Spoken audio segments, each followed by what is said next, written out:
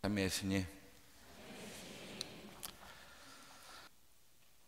제가 시카고 정화성 바오로 성당 교중미사도 주례해 보게 되네요.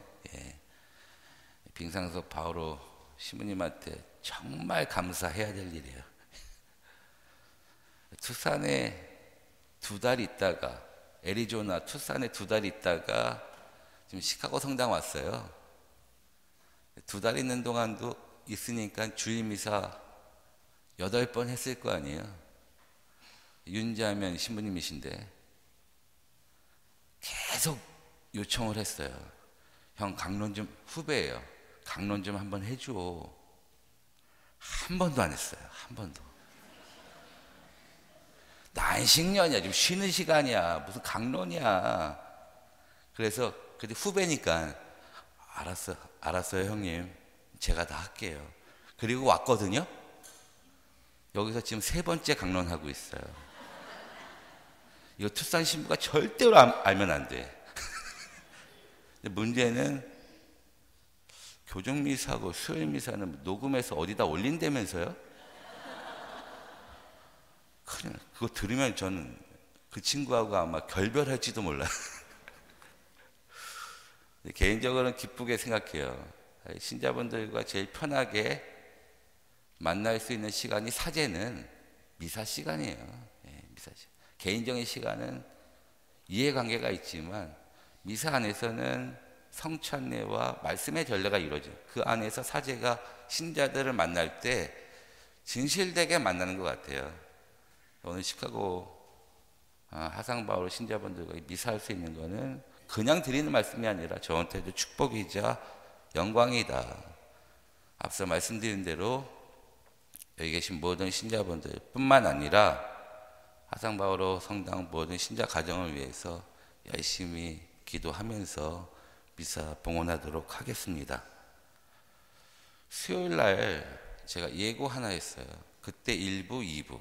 수요일날 강론 때 신앙의 값어치에 대해서, 가치에 대해서 말씀을 잠깐 드렸어요. 오늘 2부로 그 값어치가 얼마나 될까?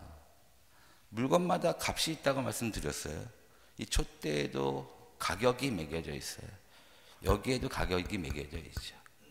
마이크에도. 사람에게도 가격이 있죠. 가치가 있죠. 가치가 있고. 남과 내 가족과 가치가 똑같을 수 있나요? 틀리죠. 신앙도 분명히 어느 정도의 가치가 내 마음속에 이 정도야라고 매겨져 있어요. 우리가 그런 얘기 하죠.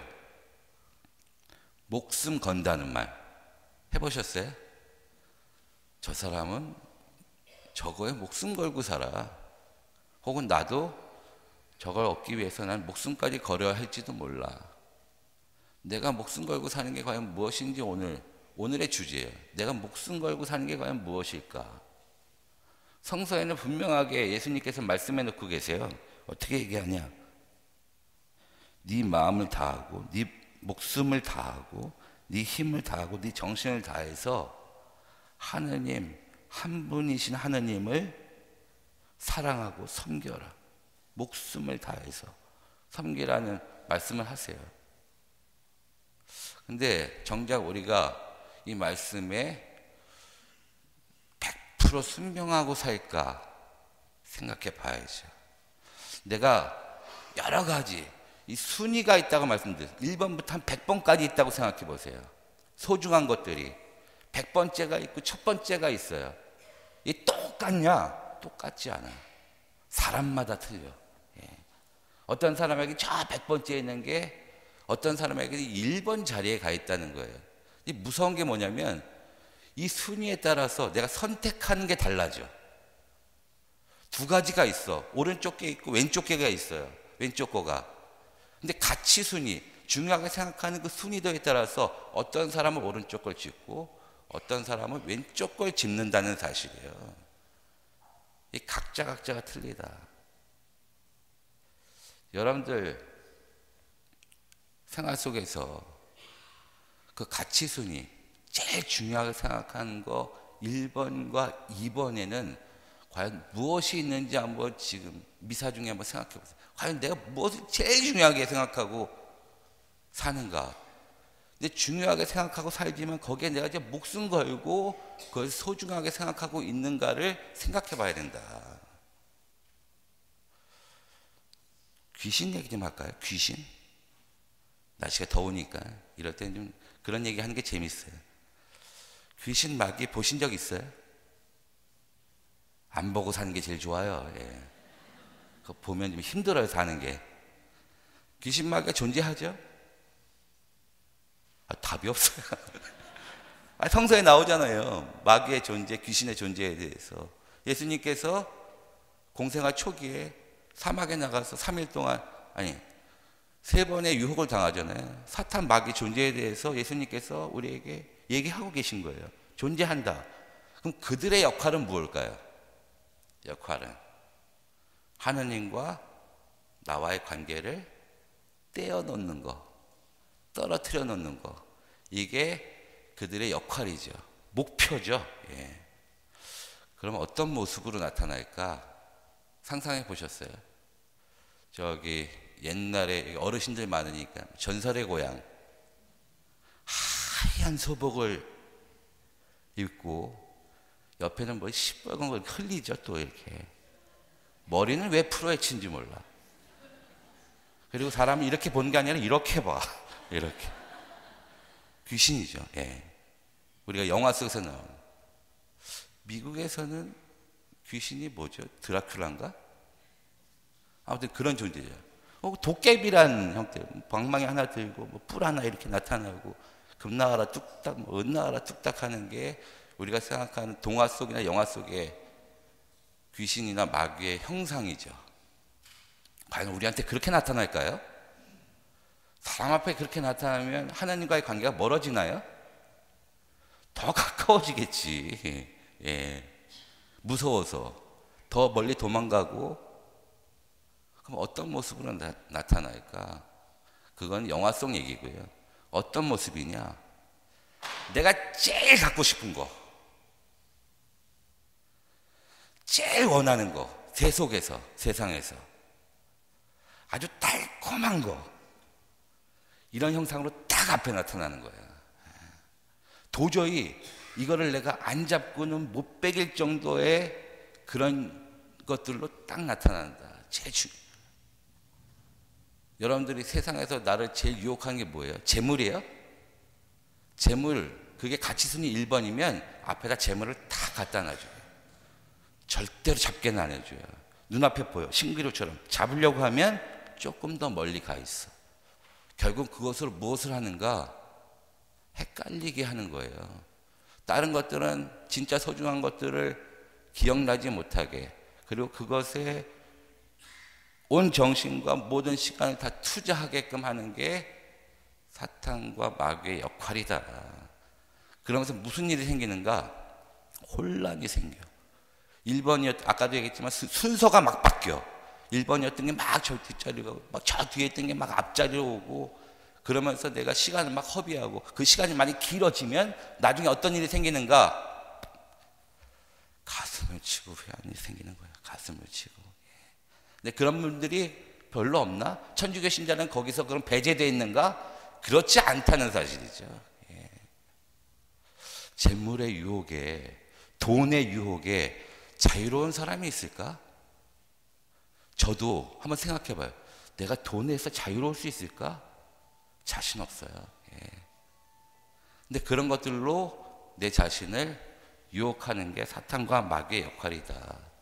여기서 우리가 실수하면 앞서 말씀드린 대로 내가 시간과 또 소중한 사람들과 소중한 것들을 다 잃어버리게 된다. 잃어버리게 된다.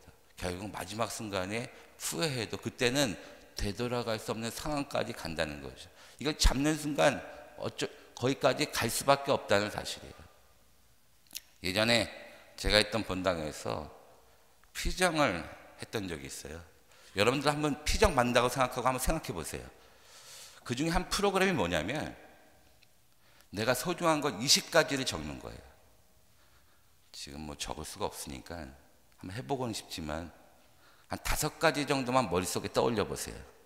5가지 정도만. 생각해 보세요. 20가지를 적어 놓고 다 적은 다음에 피정 지도하는 수사님이 자, 20번째 버리세요. 버리는 거예요. 19번째 기도하는 가운데 버리세요. 하나하나 버려가는 거예요. 덜 소중한 것을. 한 10번째까지는 쉽게 버려요. 쉽게 버려.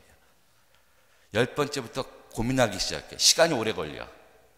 9번째 버리고, 8번째 버리고, 7번째 버리고, 한 3가지, 4가지 정도 남잖아요.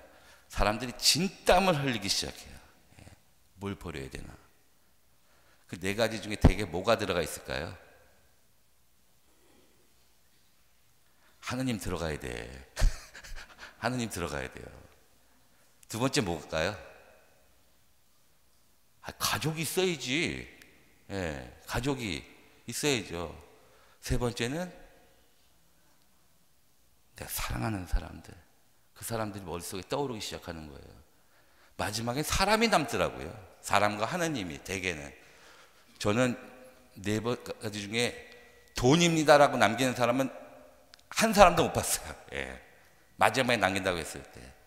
근데 마지막에 딱 남는 건 정말 하나님과 가족이에요. 둘만 딱 쥐고 있어. 대부분의 사람들이. 근데 그 수사신부님이 잔인하게 둘 중에 하나를 버리세요. 여러분들 뭐 버리시겠어요? 잘 생각해 보세요. 버리세요 했는데 그 중에 굉장히 많은 신자들이 피정을 했는데요.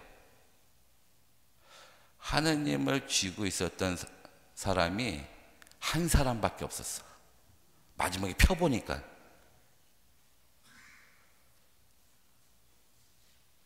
그리고 나서 울음바다가 됐어요.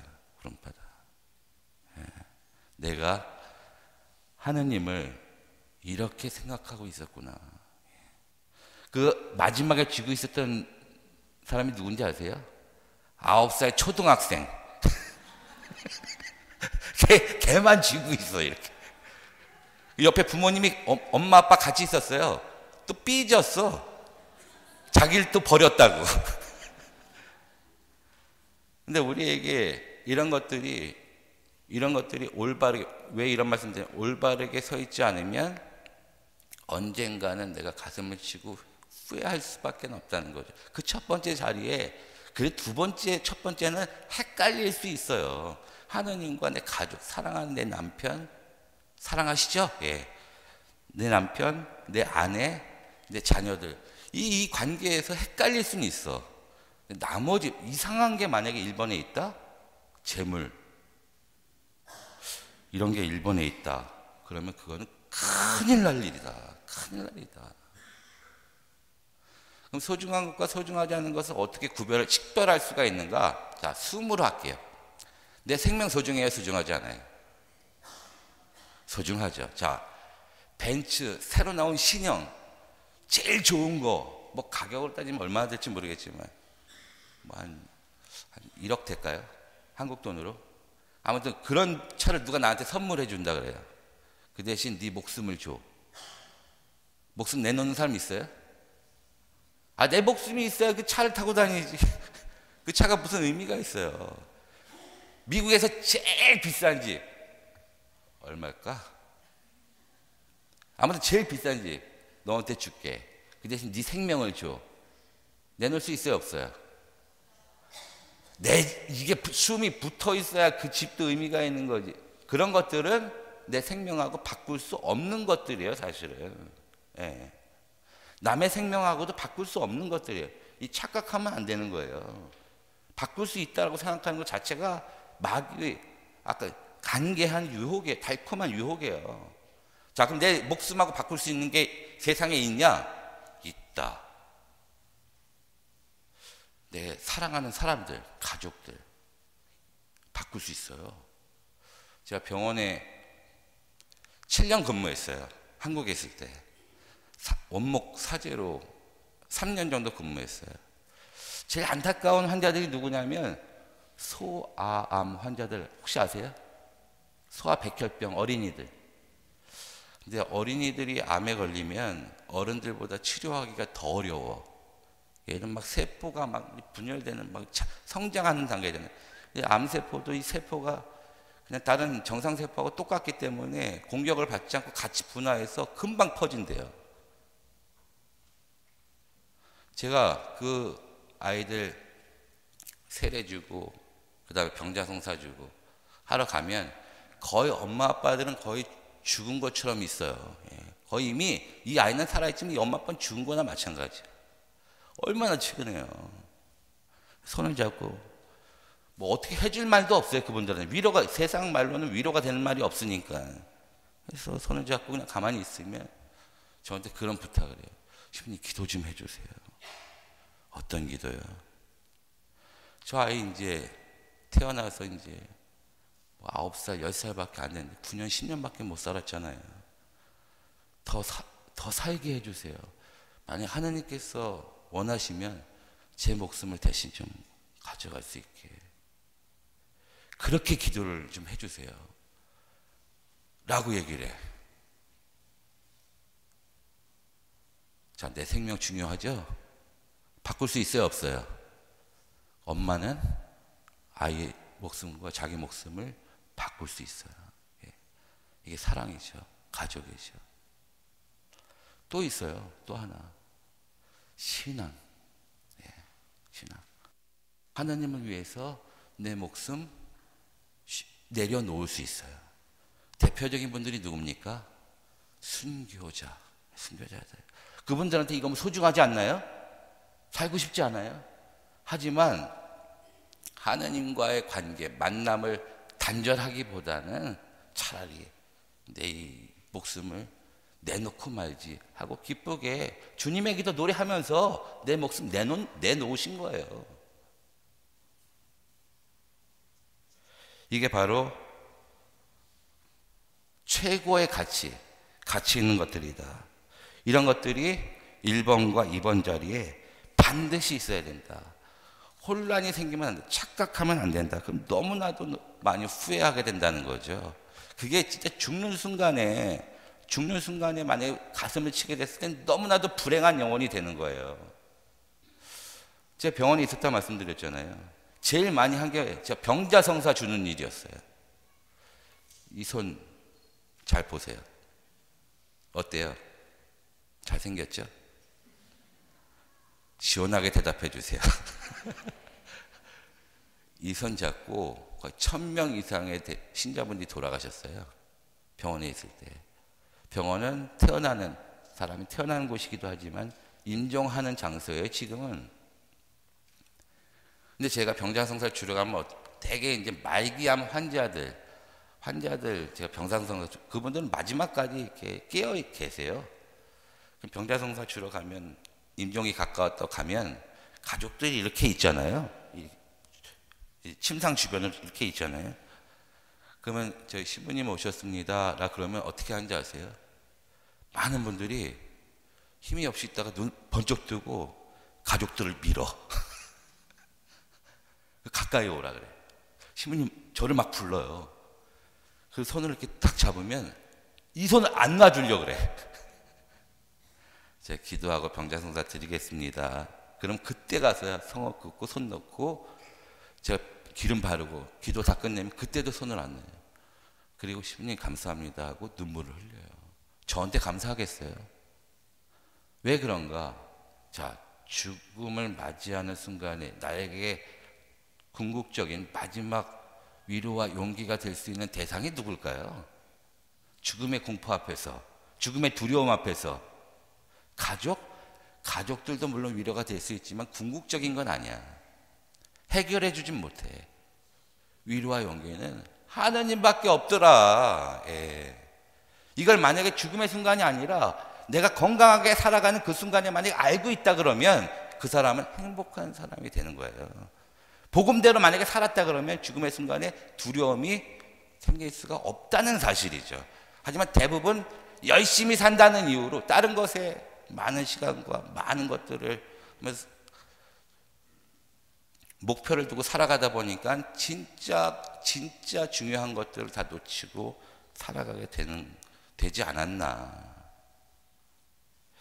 미국 속담에 윤하영 신부님이 얘기한 건데 그런 얘기가 있대요. 수의에는 주머니가 없다? 없어요? 돌아가신 입구 관에 들어간 옷 있잖아요. 거긴 주머니가 없대요. 아마 이 세상에서 가지고 갈 수 있는 것이 한 개도 없다는 상징적인 의미가 아닌가 생각이 듭니다.